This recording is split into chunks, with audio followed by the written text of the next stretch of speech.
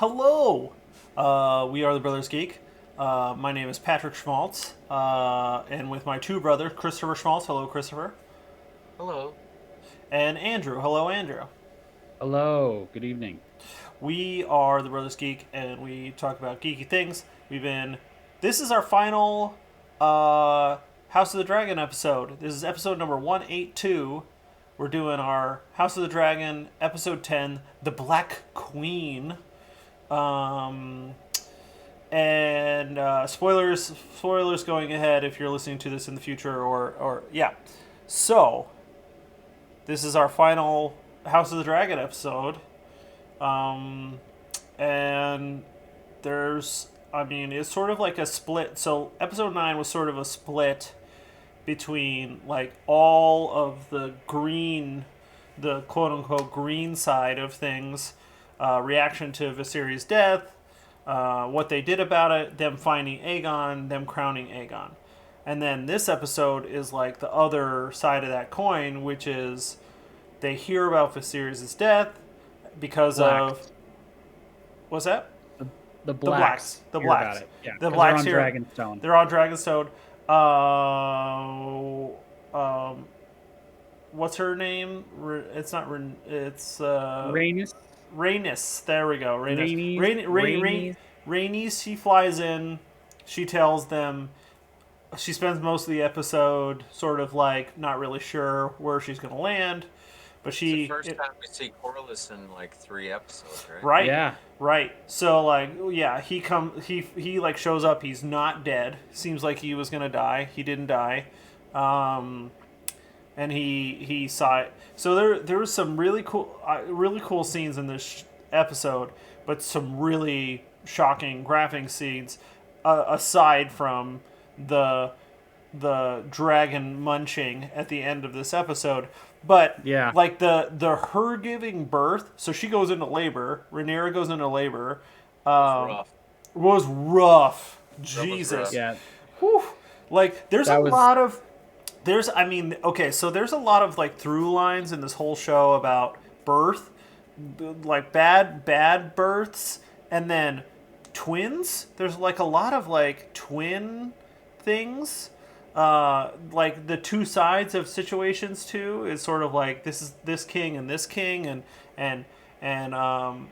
it kind of fascinating. There's like the Lannister obviously- twins. There's the Kingsguard twins. There's actually like twins of Aegon, right? Like Aegon has twins currently. Yes. Yes, and, he does. And so it's sort of like, yeah. Anyways, I just noticed there's a bit of a Oh no. Well, there's definitely. Well, and think of. I mean, the the yeah. two daughters from Daemon. He has two twin daughters too. Well, no, they're one's older than the other. I thought it was twins. No. Nope. One's a couple years older.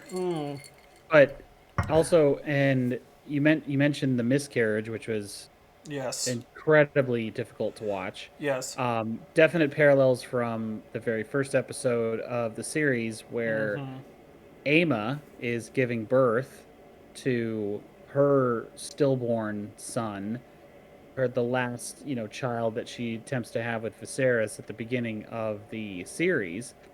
So, definite parallels with women and, their battlefields being the the childbirth bed, the very first episode, and how they set that up, and Rhaenyra not only being a mother and the risk that goes with siring heirs, but she is at the funeral of this child that she miscarries, she is crowned queen. Sir Arik Cargill shows up with Viserys's crown. I think and it's Daemon hilarious. crowns her. One second. One guy's name is Arik, and one guy's name is Eric.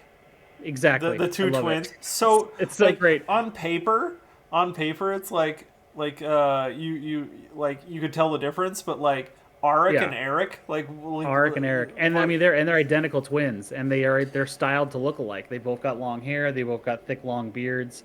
So like it's not like they're styled to look different. Like the audience can tell them apart. they're supposed to look identical. Like they maintain their identical look.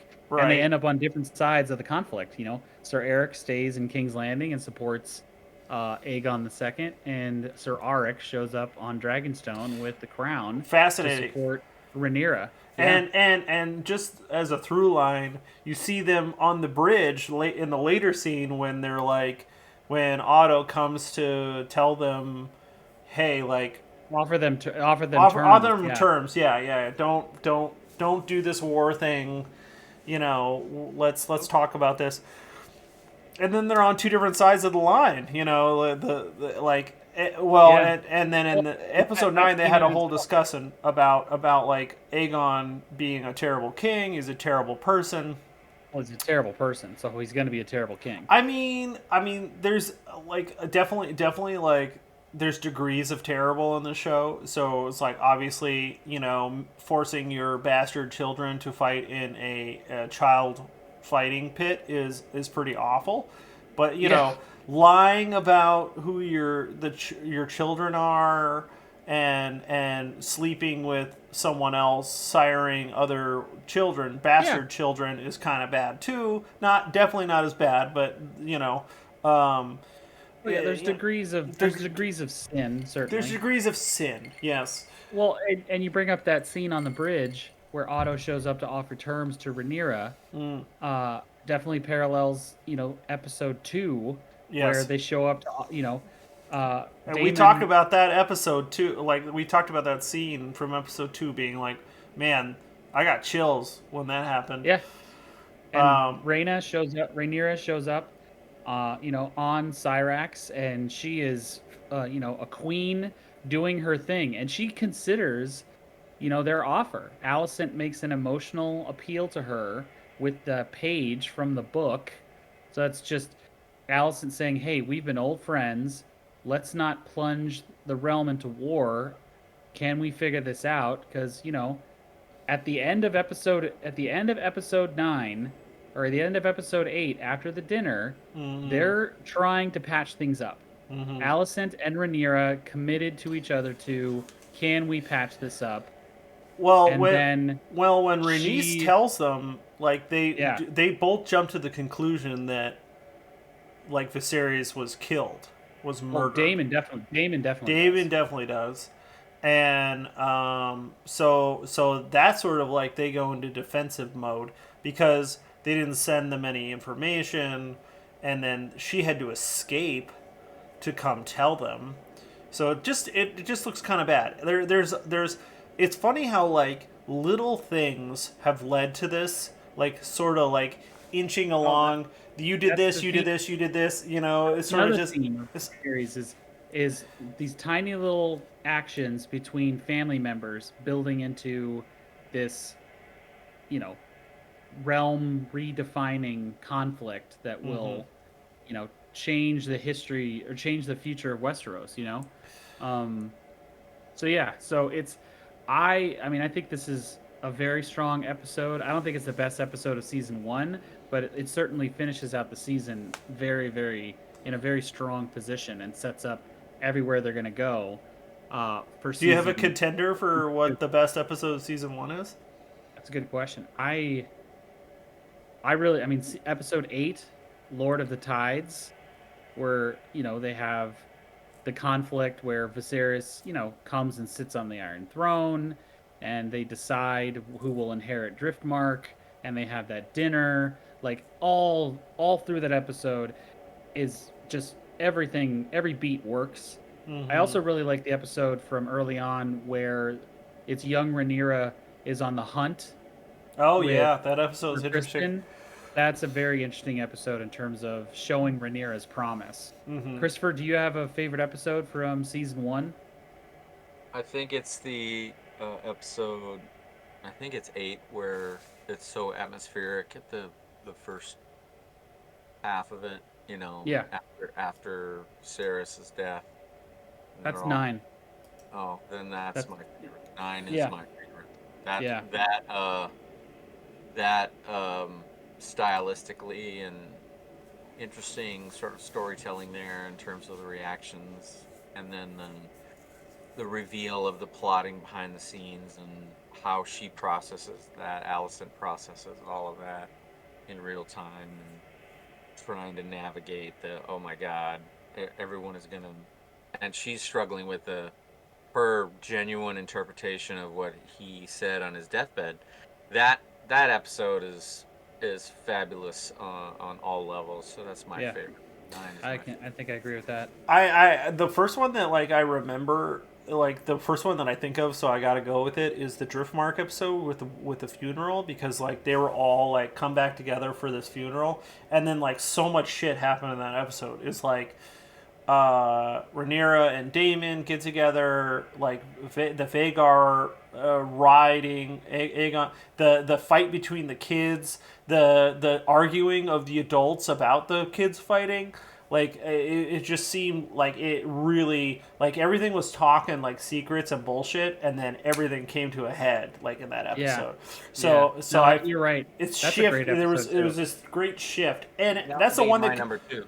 yeah, and people love to complain about that episode because it was so dark and the lighting was weird. I think it looked great. I think it looked great too. I think it looked great. It looked great. Yeah. Yeah. The When the commentary sun that- starts to go down. Also, there's a shot from that episode that like the camera like comes up right at the wedding, and there's like 5 dragons like on the side Yeah. of a cliff, and it's literally Yeah. 5 seconds long, but it's like that was awesome.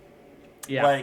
Like that. So yeah. That I really wish I had rewatched all the whole season before we recorded this, but you know, we're doing a tepid take, a semi hot take. Yeah. So, Yeah.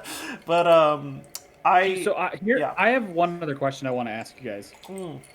I mean, I have 10 questions at the end. We're gonna do some Right. trivia. and Yeah. we're gonna be- We got to leave some time for trivia if you got 10 questions. Yeah. right. So, but I mean, they're relatively simple responses. Okay. So we had half the season with the young actors playing young Rhaenyra and young Alicent, and then we had half the season with the older actors playing Rhaenyra and Alicent, 5 episodes apiece. Mm-hmm. And I hate to try to like compare the two, but you gotta give it up for how good the casting is, especially for Olivia Cook Yes. and the young actor who played the young Alicent. I'm blanking on her name right now. Dude, That they casting look. was- Have you they looked look at a like pic? they're members of the same family. It's Dude, have you incredible. seen a picture of them side by side? They're Yeah, literally right? they're literally like Millie sister. Alcock. No, the one who plays Millie Alice. Alcock's young Rhaenyra. What's her name? Emily Carey. Emily Carey. I was just Dude, looking they at her look Instagram earlier today. so much alike. They look so Yeah. much. It's crazy. It's wild. The And casting, the performances were great. casting department really like they like They they're nailed like it. It's they're incredible. patting themselves on the back for that one. It's incredible how good how like kind of perfect that ended up being between the young and the old. Just wonderful. And going back to the comment before, the finale really speaks to Patrick, you were talking about the little things that result in sort of major plot points or events. Right. And that's I mean, that's part of the sort of themes of the season is that none of this is inevitable. Like there are circumstances that choices are made all along the way that result in sort of what we see in the finale. But there are moments, for sure, throughout the season where if any of the characters made a different choice, we're not arriving at where we're at. There And was it's there was fascinating. right. There were moments where it seemed like it might turn around. Like maybe they're not gonna fight each other. Like maybe they can resolve this. Like young Allison and young Rhaenyra like talking to each other. But then in that same episode, that's the one she goes out with Daemon, and then there's all these lies, and then she confronts her in front of the tree, and that like their relationship that they started to patch up like falls apart again. So it's sort of like it's all these little tiny things that Well, have led to this and you big thing. and you brought it up, Patrick. The episode on Driftmark where the kids get into the fight, the the childhood kind of disagreements and fighting that happens between these kids and Amond and what happens to him and him bearing the scar and the real physical kind of toll that took on him and how it affected the whole rest of his life and how he's never gotten over that directly feeds into what happens Well, above Storm's End. Like if I'll even go deeper on Amon. Is it starts with him being made fun of by all the other boys because he didn't have a dragon, and feeling like resentment towards them because like they make fun of him because he's not a dragon rider, and they ship out a pig in front of him, and his brother's going to be the king, and he feels like very second fiddle. So that drives him to go off to try to take Vagar. And then and then the worst kind of like psychotic people are the ones who have been bullied. Bullied to their whole lives. Yeah, bullied to the point of wanting to punish others, and that's what he's become. And it's really come to a head in this episode because like they sort of lose control of their dragons because of just he like we could talk about the end a little bit, but like, do you think that he meant to kill Jacaerys? I don't think so. Or is it Lucerys or Jacaerys? It's Lucerys. Lucerys. It highlights an interesting point, which I'm trying to remember where I read it. I'm sorry, I'm not attributing it to anyone. But it highlights a point, which is the dragons are actors in and of themselves too. They're not just pets. Yeah. Oh yeah. And so that dragon made a choice to go after the the other one. Yeah. Lucerys and Arax. Yeah. Yeah, Arax. Yeah. So that was an interesting point. But it's also the dragons feed off of the emotions. I don't know how it works, and Andrew, you can probably shed some more light on what the lore is associated with their connection with the dragons. But yeah, that they definitely seems feed off of the emotions of their riders, and so that leads to that chase scene and ultimately the death of Arax and ultimately the death of the kid. Yeah. No, and I mean, dragons, and I've seen this online a couple of times, and it harkens back to the very first episode where Viserys says to Rhaenyra, it was a mistake to try to tame dragons. It was a great folly of our house. The first episode. To try to think that we can actually control dragons. They are wild animals. So he's justifiably afraid. Yeah. That's full circle, yeah. Yeah, it's completely full circle. And Viserys, realizing that this was, yes, we're dragon riders, and that makes us very powerful. But at the same time, we're not in control of these dragons. They submit to us, but they have their own will. Yeah, they're sort of. They're sort of still wild, right? It's sort of just absolutely right. They make their own decisions. Dragons can bond with one rider at a time. So while a rider is alive, they're bonded with that person, and you can see that in evidence of the rider is safe around their dragon, but almost everybody else. Right. It's a 50. If the dragon wants to, the dragon will eat your ass. Yeah. They're not messing around. Like the dragon rider is safe. Everybody else is if the dragon wants to, they're gonna smoke you. I mean, that's just the way they are. Yeah, it's pretty crazy. There's a scene between Rhaenyra and Daemon that I want to talk about where they clear the room and they start to talk about. She starts to bring up the legend, the dream, the prophecy, and he like starts to choke her, and like they're trying to both like push each other a little bit to like she's not acting to like she's trying to protect the realm and not she knows, so she's trying not to she's trying not to stop everybody from killing each other. Right. She's trying not to overreact. And she doesn't want everybody to kill each other. Right. Yes. There's a bigger thing. There's a bigger issue at play.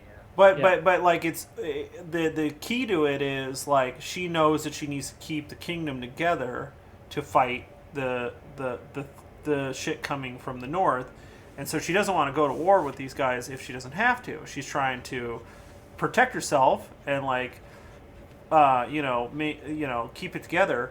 But then Damon is pushed and says, like, and I think it was so interesting that she like looks at him and she goes, "He didn't tell you because he never wanted him to be king. Viserys never wanted Damon to be king, so he didn't know about the destiny. Like, so she's the only one who knows currently, and it's really informing her position up until her child is killed by Aemond, and now it's like, who knows? All hell's gonna break loose. All hell's gonna break loose. The Dance of Dragons, So I've seen some commentary online about people thinking that was out of character for Daemon to attack her physically. Did you guys have any reaction like that, Christopher? Did you feel like it was out of character for Daemon to attack her physically? No, I think he's not a good person, and he is not in control, and he is reactionary, and so all those things combine, and violent, and he's a violent person. Yes, he's violent, reactionary. That's it makes sense to me. We don't want to see it. People love to, like, they don't want the character they like, but I think people have grown to like Daemon. And so Matt Smith plays him with a ton of charm. So yes, they've grown to like him, so they don't want to see him choking their favorite character, like spousal abuse. It's like, but like everybody's got gray areas of sin in this show. Yeah. That's what you have to realize. Like, nobody's fully bad, nobody's fully good. So even if you like a character, they're going to do stupid shit. Like, case in point, like Daenerys Targaryen going crazy and murdering everyone. So it's sort of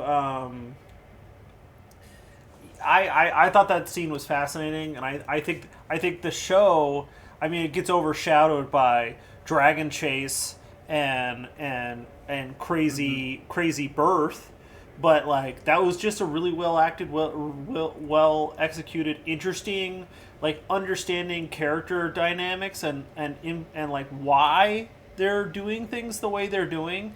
That fascinating. It's such a well written show. It's such a well acted show. It's completely thought out. And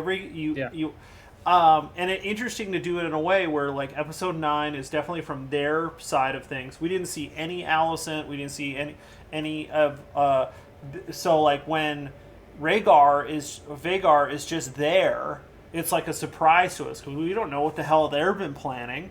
We don't know that they've been sending people everywhere to try to get ahead of this too.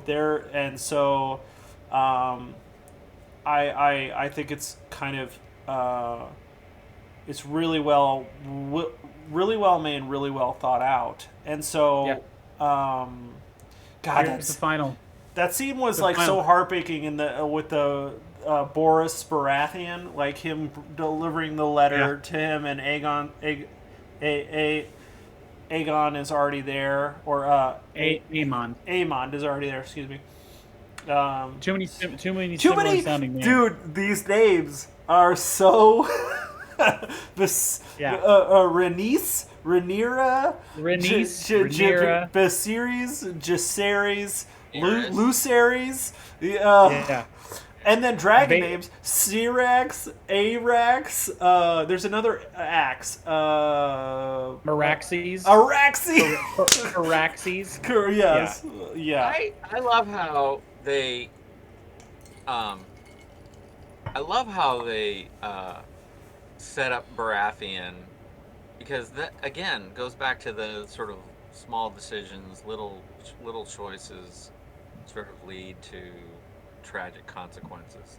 And it also sets up the Baratheons as a family of a-holes as well. Right? Yes. So, Yeah. I just was thinking of Robert Baratheon, and that dude was a terrible king, and Yeah. Yeah. a He's kind of terrible like. person. I mean, And he. so, Yeah, he's kind of an a-hole. He's played by a yeah, charming actor, it's- but like he's kind of an he's a a-hole. product of that. He's a Yeah. product of that kind of a Yes. approach. Yes. Yeah. And I leaned over to. than saying, "Hey, no, I made a commitment to invent the knee to Viserys's designated heir, and how dare you come with your giant dragon here and threaten me, and Yeah. offer me this stuff and to change my loyalty." That should have been the reaction, but no, he berates the kid because this is all you bring me. Yeah, and that I love that sort of subtlety of, okay, this is the type of mindset and that family mindset that leads to Robert Baratheon. Yeah. You're, Right. I leaned over to Ashton like Yeah. as soon as they show up at Storm's End, and the fact that he can't read, like he's Right. Oh, he's the yeah. master, Yeah. he's the Lord of the Stormlands. He's wealthy. Can't read. He's this leader of men, and he has to have the Maester read the letter to him because he's such an ignorant shit. I looked at Ashton, and I'm like, yeah, the Baratheons are thugs. Yeah. They're Thugs. just thugs. Yeah. Pretty much. Um, But they yeah. have, but it's fascinating, like, and I think he even commented this like episodes ago about like how the reason why Robert Baratheon becomes king is because there is an overlap between the Targaryens and them, like years ago. His grandmother. Yes. His grandmother, Robert Baratheon's grandmother, is a Targaryen. So, but even now they talk about like she's related to them in some way. Like that's why. Yeah, Like Rhaenys. they yeah, they connected for a Rhaenys- second. Yeah, is Rhaenys Valerion has a Baratheon mother. She's a Targaryen and yeah. a Baratheon. Their houses are intertwined. Way back to Aegon the Conqueror, his best friend and potential bastard half brother is a Baratheon. He's a he's from Westeros, but Aegon's father potentially is Oros Baratheon's father as well. His real only friend in the world. This is like Aegon, and this is whole Aegon, family like the first, right? Aegon the First, the Conqueror. Yeah. The Conqueror. Yeah. What'd you say, Chris? We didn't hear you. Yeah, sorry, I was. There's a great. I'm sure there are multiple, but there's a page on the internet that has a whole family tree stuff. Oh yeah. Oh yeah. Well, I said that to you like episodes ago, and I guess it had spoilers in it. So like maybe I'll have to relook at that because. Yeah. But I don't want to know if they're gonna tell me like who's gonna die and who's gonna live. Like maybe I shouldn't look at a family tree that goes further. If you don't want spoilers, dude, don't look at a family tree. So like I kind of want to read these books, but I don't want season 2 to be spoiled for me. I'm coming from the position of like I don't want to know how it goes down. I would And- stay. You can read the first 2/3 of Fire and Blood, and you won't get to the Dance of Dragons. Like it starts maybe I'll read up until the point where Lucerys gets munched in the sky. Yeah. There's a definite dividing point. I mean, a new chapter starts, but you could read the first, 2/3, 3/4 of Fire and Blood before you get to the spoilers. That scene, I mean, really well constructed and looked amazing, but just heartbreaking when it happens. And then You think he's gonna get away? Yes. You think he's gonna get away, and then Yeah. And Yeah. it just totally like outmatched is like this little dragon, this young kid on this little dragon just running for his life from this giant monster. and it's fascinating. There is a scene that didn't make much sense to me, and maybe you guys can shed this light on, help me out here. Is Damon before that scene? He goes downstairs with a torch and he's singing, and there's a dragon that peeks its head out and blows some fire that's all scarred up and scratched and snaggly tooth. What was the point of that scene, and who is that dragon? What's going on there? Well, that leads perfectly into that's a trivia question for you guys. Oh, So you okay. don't know the answer to this Let's do question, it because so we're yeah. one of my trivia questions is at the end, near the end of the episode, Daemon goes into the dragon mount to try to charm a dragon. Even though Daemon has his own dragon, Caraxes. Yes. He cannot take another dragon while he's alive, or while Caraxes is alive. You guys don't. But his daughter doesn't have a dragon, so maybe he's trying to get her. Yeah. Daemon is trying to see what kind of power they can muster. Yes. But you guys don't know the name of that dragon? No. I watched a video earlier today that was talking about all these dragons. Hold on. It's like in my brain somewhere, and they said the name. It starts with a V. No. Yeah, Ashton's trying to chime in. You guys, you ready? Hey, yeah. What is it? Okay. The dragon's name is Vermithor. Vermithor, and that's supposed to be like the biggest dragon, right? It's the second biggest dragon behind Vagar. But then there's another one that's wild. That's like the cannibal or whatever. The cannibal, and there's two wild dragons on Dragonstone. Yes. The cannibal and Sheep Stealer. Sheep Stealer and the cannibal. And the cannibal's supposed to be the biggest dragon. No. Next to Vagar, because it's not as old. Oh. But it's a wild dragon, so it roams all over, so it's very large. Yeah. So Vermithor was the dragon we meet in the Dragon Mount, and that was the dragon that was ridden by Jaehaerys the First, the king who reigned for like 60 years. Okay, that leads to the second trivia question. Okay, here we go. Jaehaerys convenes in episode 1. Yes. The very beginning, Jaehaerys, we see the scene with the Great Council where they name Viserys the First, the heir. Yes. Where did the Great Council take place? Oh, Harrenhal. Yes. That's correct. Yeah. Nice. Okay. We talked about that because I love ruins. I love Harrenhal. Yeah. Anytime they show Harrenhal, I'm excited. Pat's got 1. Chris has got none. This is a rate. This is like whoever chimes in first. I like it. You got to get it right. Yeah, right. Okay, so we need buzzers. Yeah. Sorry. Yeah. So call your name out if you want to be first, and then you can answer. So call your name out. True or false? Viserys rode Balerion the Black Dread only once. Patrick, true. That's correct. And then he died. Only once, and then he was too afraid to ever ride him again. Crazy. Yeah, because it's like riding a nuclear weapon. I mean, yeah.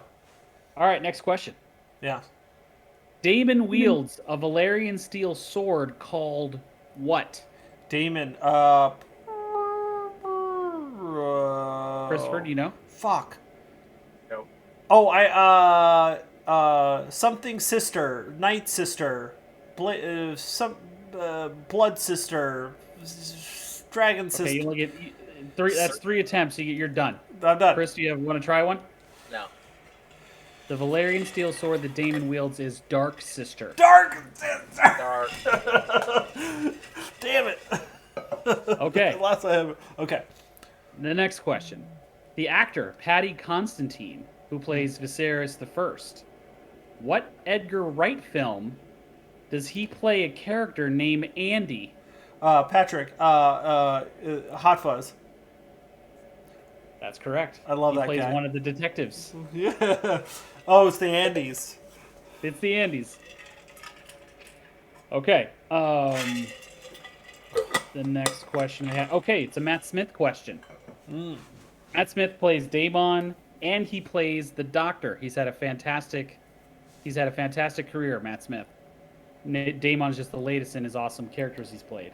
Tell me what actor preceded Matt Smith and succeeded Matt Smith as the Doctor? What Ooh. 2 actors? Chris. Chris. Shit. David Tennant is one of them. Uh-huh. Who succeeded Matt Smith? Oh, I got it. It took me a second. After him is I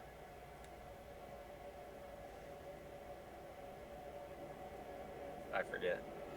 I nobody's gonna get the points because like he buzzed in first, but it's Peter Capaldi. That's it. Yeah, that's correct. It took me up until that moment and to think of it. Half a point. Yeah, half a point. Okay. David Tennant is not exactly right because that's not the.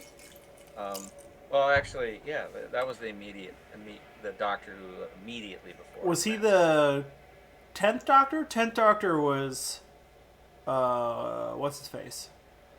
That was Eccleston. Eccleston, Christopher Eccleston, and then 11th is David Tennant, and then 12th was Matt Smith, and then 13th was Peter Capaldi, and then it was what's her face, Jodie Whittaker. Jodie Whittaker, and now it's David Tennant again.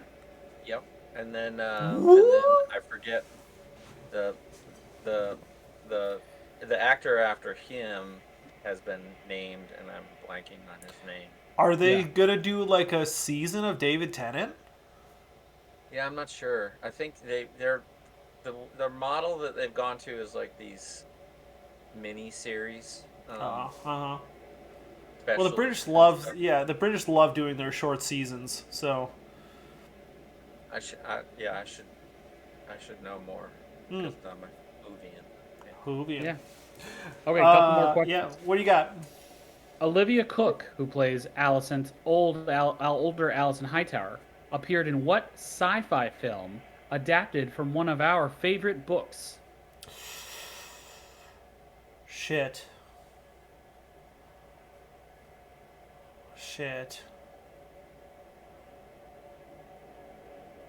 I don't know. A few more seconds. Yeah. I don't. She plays a major role in Ready Player One. Oh, that's right. Yep. Oh my god. I forget the name of her character though. In Ready Player One, she's She's Artemis. She's Artemis. She's the best player in the game. Yeah, she's Artemis. She's the best gunter in the game or whatever. Mm-hmm. Mm-hmm. Okay. A couple more questions. Character name. Yep. Couple more questions. Ryan Condal, who is the season 1 showrunner, is credited as a writer on what movie featuring huge aggressive animals and The Rock? Patrick, is Rampage? Rampage. Ryan Condal. Wow. Is a writer on the movie Rampage before he was the showrunner on House of the Dragon. That movie is better than it should be. Absolutely. It's a fun movie to watch. It is so dumb. Terrible. And the premise is terrible, but it is more fun than it should be. It's more fun than it should be. It's still bad, but it's still fun to watch. It's still bad. Yeah, 100%. Okay, 2 more questions. Thinking back to the very first episode, the opening title card. And the opening title card of the series, it tells us this series is going to take place how many years before the birth of Daenerys Targaryen? Patrick, my guess is 172. Christopher, do you have a guess? 200. 200. Patrick's correct. It's 172 years. Boom! Some Rain Man shit. Right? Okay. Final question. It's about the other showrunner, Miguel Sapochnik. He is credited. He directed 6 episodes of the original Game of Thrones. Oh, wow. Name any 3 of them. I mean, I don't remember episode name titles. I mean, The Red Wedding, maybe? Okay. That's The Reigns of Castamere. The Reigns of Castamere. That's the title of the episode. Right, Yep. right. Chris is right about that. Chris gets a point for that. It's Okay. not one of the ones he directed, but Chris gets a bonus point for knowing it because that's a deep cut. Good job. Fuck, I don't know. I don't Okay. know. That's When I tell you the harder. titles, Yeah. when I tell you the titles, you'll be like, "Oh yeah." So he directed the season 8 episode "The Bells," where Daenerys like loses her shit and goes burns crazy. the city down. Sure. He directed the episode "The Long Night," Oh where shit. the huge battle at Winterfell. Oh wow. He directed the season 6 finale, "The Winds of Winter," where Cersei blows up the Sept and basically destroys all opposition and takes the throne. Isn't that when Jon Snow gets stabbed too? No, that's the end of season 5, dude. Is it? Okay. Okay. Yeah, because he comes back to life at the beginning of season 6. No shit. Yeah. Wow. He directed the Battle of the Bastards. Great That episode. Great Yep. episode. And he directed the episode Hard Home, which has the first like major conflict between the White Walkers and the people of the North. That Jon Snow they have that great battle like on the coast, and the Night King like raises the dead right in front of him. Oh, Yeah, he directed that episode too. Wow.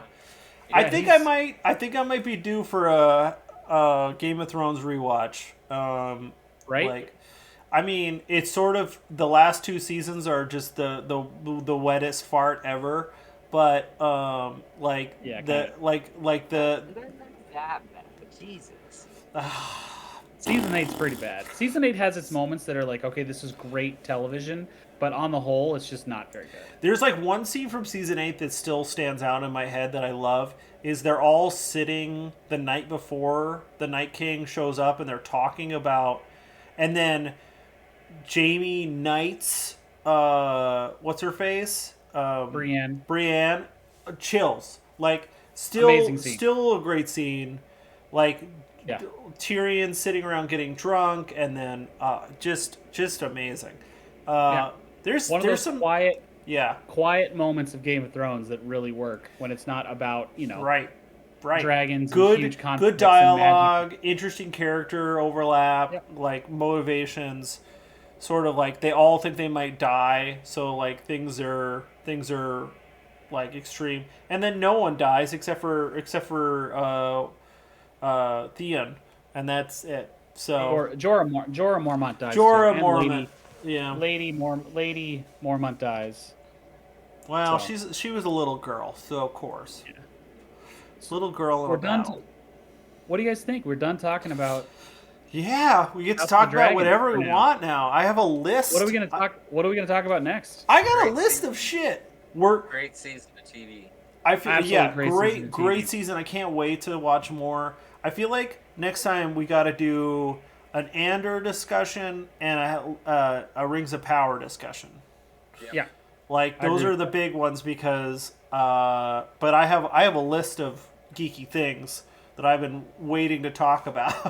So Awesome. I've been writing them down. As I watch them. Awesome. But dude, thank you for if you listen to all these episodes, everybody who's listening to this, thank you for listening to us talk about House of the Dragon. Hope you continue to listen. Thank you, Andrew, for your trivia. Those were great. Yeah, those were good. It was fun. If you'd like to help Andrew with his trivia, email him at kingdomnorth52@gmail.com. Email the podcast, brothersgeekpodcast@gmail.com. Brothers_geek at twitter.com. Brothersgeek.com. Brothers Geek Schmaltz on YouTube. Watch our YouTube. See our faces while we talk. You'll be able to tell our voices apart better by listening to yes, our faces. definitely go. Apparently, we sound alike. Yeah, we're brothers. This is the worst podcast idea. We all sound similar. It's great. 182 episodes. This is the worst idea for a podcast because we sound totally alike. Because no one can tell the difference between our voices. It's great. I mean, our mother really can't, so. Our mother can't? She has trouble telling the difference when she listens to the podcast. She's said that to me before. Oh my god. That's not good. The one person that should be able to tell the difference. You'd think, right? Not a great model. Not a great model. Okay. Well, thanks for listening, everybody, and next time we'll talk about other things. Farewell. Fire and Blood.